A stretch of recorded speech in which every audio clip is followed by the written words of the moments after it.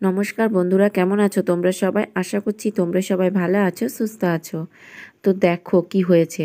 তো বাবা বড়শি করে একটা মাছ ধরেছে। তো অনেকক্ষণ ধরে বাবা পুকুর পাড়ে বসে আছে, কিছুতেই মাছ পাচ্ছিল না। তো ওই একটা মাছই পেয়েছে। আর অর্ক দেখো হাতে করে নিয়ে চলে এসেছে। আর মাছটা কত বড় দেখো। আর এই বড়শিটাতে করে ধরেছে। তো বড়শিটা সদ্য গেঁথে নিয়েছে। তো দড়িটা সদ্য ছিঁড়ে চলে গেছে। এই দেখো দড়িটা মুখে লেগে গেছে খানিকটা। তো অর্ক আবার ভয়ে পেয়ে গেছে মাছটা নড়েছে বলে। তো দেখো এখন বড়শিটা সদ্য মুখে গেঁথে গেছে। আর দড়িটাকেও খেয়ে নিয়েছে। তো এখন আমি মাছটাকে কেটে নিচ্ছি। তো দেখো মাছটাকে কাটছে আর বিড়ালটা এসে কেমন উৎপাত করছে। আর মাছটা কাটতে গিয়ে যেহেতু স্লিপ কাটছিল, তাই আমি অল্প দুটো গোটা ছাই নিয়ে চলে এলাম। তো ছাই দিয়ে মাছটা কেটে নেব। আর আমি না ছাই ছাড়া মাছ কাটতেই পারি না। তো মা দেখি ছাই ছাড়াও কাটতে পারি, কিন্তু আমি একদমই পারি না, প্রচুর স্লিপ করে। তাই ছাই নিয়ে এলাম, এবার ছাইটাতে দিয়ে হাতে দেবো আর মাছটাকে কেটে নেব। তো আমাদের গ্রামের মানুষের এরকম করেই আর কি ছাই দিয়েই মাছ বাছে। আর এখানে দেখো বিড়ালটাকে, প্রচণ্ড গরম, তার জন্য গরমে হাঁপাচ্ছে। আর আর কি মাছের আর কি তেল আঁশগুলো খাবে বলে বসে আছে। তো দেখো বন্ধুরা, তোমাদের সঙ্গে কথা বলতে বলতে মাছটা আমার কাটা হয়ে গেছে। আর মাছের পেটের ভিতরে কতটা ডিম রয়েছে দেখো, বঁটিতে কাটাই যাচ্ছে না। তো তারপর আমি চলে এসেছি দেখো রান্না করতে। তো মাছটাতে আমি নুন হলুদ মাখিয়ে নিয়েছি। আর এখানে যা যা লাগবে মশলাপাতি আমি সব রেডি করে নিয়েছি। এদিকে কড়াইয়ে তেল গরম করতে দিয়েছি। দেখো তেলটা আমার প্রায় গরম হয়েই গেছে, ধোঁয়া উঠতে শুরু করেছে। এখন আমি মাছগুলোকে দিয়ে ভেজে নেব। তো এখন আমি মাছগুলোকে একটা একটা করে তেলের মধ্যে ছেড়ে দিচ্ছি। আর যেহেতু একটাই মাছ, তো পিসগুলো একটু ছোট ছোট করেছি, পাতলা পাতলা, কারণ দিনের রাতে তো হতে হবে, তার জন্য পাতলা পাতলা করেছি। কারণ রাত্রে আবার কি করব, তো তার জন্য দিনের রাতে একদম পুরো 10 পিস মতো করে নিয়েছি। তো আজকে আমি বানাবো পুকুরের টাটকা মাছ দিয়ে টক ঝাল। তো আমি যখন প্রথম প্রথম আর কি বিয়ে হয়ে এখানে এসেছিলাম, তো প্রথম প্রথম যখন বলতো টক ঝাল, আমি ভাবতাম টক ঝালটা আবার কী জিনিস রে বাবা। তো দেখো তোমাদের সঙ্গে কথা বলতে বলতে মাছটাও আমার ভাজা হয়ে গেছে। এখন যে বাকি মাছগুলো এখন তুলে নিচ্ছি, তারপর বাকি যে মাছগুলো রয়েছে ওই মাছগুলো আমি দিয়ে দেবো। তো প্রথমে ভাবতাম যে সেটা আবার খাওয়া হয় নাকি, ঝাল হয় তাই শুনেছি, ঝোল হয় শুনেছি। তো তারপর মাছটা আর কি ওই টক ঝালটা কি আমার এত ভালো লেগেছিল। তো এখন যখন আমার মুখে কিছু খেতে টেস্ট লাগে না, আমি মাকে বলি যে একটু টক ঝাল করো না, মাছে খেতে খুব ভালো লাগে। তো দেখো এই বাকি যে মাছগুলো ছিল ওই মাছগুলোকেও আমি ভেজে নিলাম।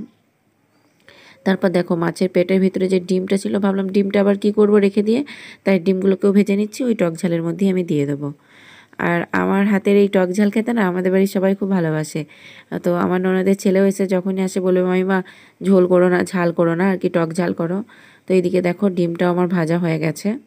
আর ডিমের মধ্যে আজকে যেহেতু আমি বেসন দিইনি, শুধু ডিম দিয়ে করছি, তাই ডিমটা আমার ফেটে একদম পুরো দেখো কড়াইময় হয়ে গেছে। তারপর যে তেল ছিল ওই তেলের মধ্যেই আমি 5 ফোড়ন দিয়ে দিলাম। তো তারপর দিয়ে দিলাম আমি একটু জিরে বাটা। তো জিরে বাটাটা দিয়ে একটু নেড়ে চেড়ে নিলাম। আর জিরে বাটাটা দিয়ে নাড়াচাড়া করছি, আর কি দারুণ সেন্ট বেরোচ্ছে। তো তুমি সব মশলা একসঙ্গে দেওয়া আর শুধু জিরেটা দিয়ে নাড়লে দেখো একটু আলাদা সেন্ট বেরোয়। তারপর আমি দিয়ে দিলাম সর্ষে, আদা আর কাঁচা লঙ্কা বাটা।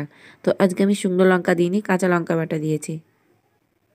তো কাঁচা লঙ্কা বাটা, শুকনো আর এগুলো দেওয়ার পর আমি একটু নুন আর হলুদ ওর মধ্যে অ্যাড করে দিলাম, পরিমাণ মতো নুন আর হলুদ। তোমরা, আমি যখন মশলা করি মশলাতেই দেখো বেশিরভাগ সময় আমি নুন আর হলুদটা পরিমাণ মতো দিয়ে দিই। তো মাছের ঝালটা করবো তখন আমি পরিমাণ মতো নুন আর হলুদ দিয়ে দিলাম, আর সামান্য একটু চিনি দিয়ে দিলাম। চিনিটা দিয়ে দিলে আর কি কালারটা খুব সুন্দর হয়। তো সেই জন্য একটু চিনি দিয়ে দিলাম। আর এদিকে দেখো আমি তেঁতুল ভিজিয়ে রেখেছি।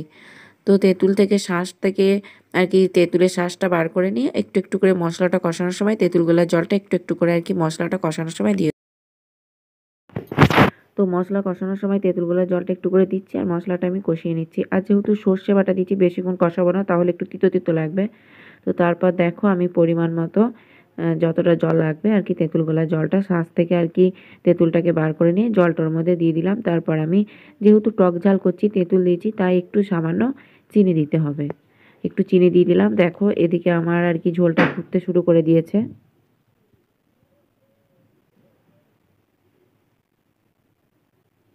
তো ঝোলটা আমি 2 মিনিটের মতো ফুটিয়ে নিলাম। তারপর আমি ভেজে রাখা মাছগুলো, ডিমগুলো ওই ঝোলের মধ্যে আমি দিয়ে দিলাম। তো ঝোলটা যেহেতু আমার ফুটছিল, তাই দেখো মাছগুলো দেওয়া মাত্রই আবার ঝোলটা ফুটতে শুরু করেছে।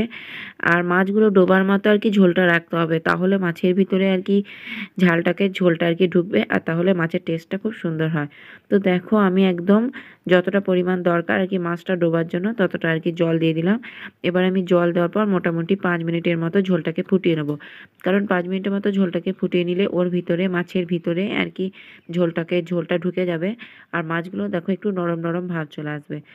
আর এদিকে আমার ঝোলটা ফুটে ফুটে দেখো একদম পরিমাণ মতো ঝোলে এসে দাঁড়িয়েছে আর মাছগুলো দেখো একদম শক্ত ভাব থেকে নরম চলে এসেছে। তো এই মাছের ঝাল না থাকলে মানে আর কি কিছুই চাই না ভাত খেতে গেলে, আমার তো খুবই ভালো লাগে খুবই।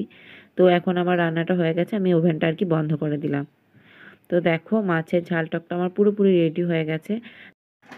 তো তোমরাও চাইলে বাড়িতে এরকম করে ঝাল টক তৈরি করতে পারো একদম বিয়েবাড়ির মতো। তো খেতে তো আমার দারুণ লাগে।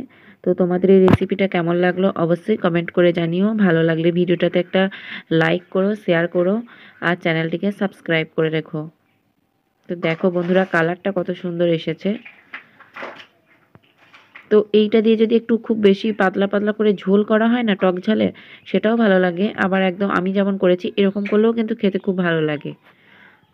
তো আজকে যেহেতু আমি করেছি মুসুরির ডাল আলু সিদ্ধ, তো সেই জন্য একটু শক্ত শক্ত করে করেছি। তো তোমরা চাইলে একটু ঝোল পাড়াও করতে পারো। তো মুসুরির ডাল আর আলু সিদ্ধ আর মাছের ঝাল টক থাকলে তো ভাতে আর কিছুই লাগবে না। তো আজকে আমাদের দুপুরে রান্না বান্না এটাই হয়েছে। তো চলো বন্ধুরা টাটা বাই বাই, দেখা হচ্ছে অন্য একটা